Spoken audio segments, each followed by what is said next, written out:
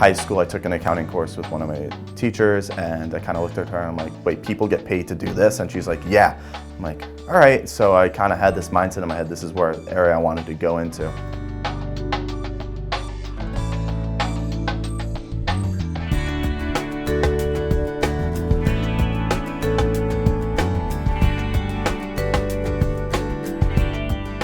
It's the certification of all certifications in my head. It's really how you know the difference between a bookkeeper and an accountant versus a CPA. A bookkeeper might be stuck somewhere and doing small stuff for a small little company. An accountant might be doing audit and tax work, but a CPA can go anywhere. I've heard of CPAs going into marketing, going into finance, going into management. You have endless possibilities with a CPA license. My first main co-op, my first main job was with Johnson & Johnson. And it was marketing finance, and it was with women healthcare products. It was something that I had no clue about. I knew nothing about marketing. I knew nothing really about finance. But because of the accounting background, I was able to apply that into the finance side. And then the marketing side kind of just fell into place. So it really showed me that I can go anywhere with this.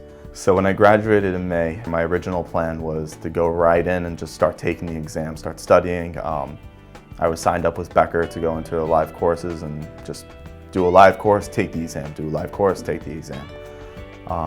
So that was my original plan. I wanted to do it within 6 months, so I wanted to be done by December. Unfortunately, in June, I lost my grandmother. Kind of hit all of us hard. We weren't expecting it to happen. So I was studying for the exam. I remember the day when it happened, Mom was like, no, your grandmother would still make you go to class. So I had to go to class that night, but it was a very weird feeling after that. And my exam was coming up like 2 weeks later, and it was just like, it definitely caused a little hiccup, and it was definitely harder to kind of get myself back into the swing of things. I took FAR first, and then I went into audit, then I took reg, and I took BEC. Failed all 4 of them. And seeing the scores when they first come out, it was, you know, it sucks at first. It's like, man, I failed.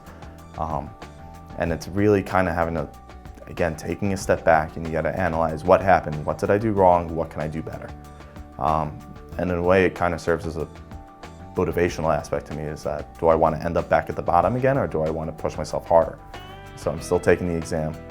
My new plan is I'm just going to be focusing on FAR and audit for right now. So I just took financials, so we'll see what happens with that, and I'll be taking audit soon.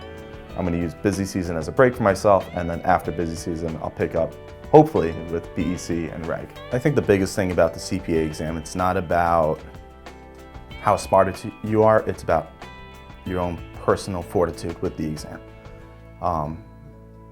Anyone can really pass it. You just got to be focused with it. You got to be able to set goals. You got to be determined. You have to persevere, because at times it's going to get really tough and hard, and life is going to hit, and you're going to have to move on with it. So I think that's the biggest thing. It's just persevere with it.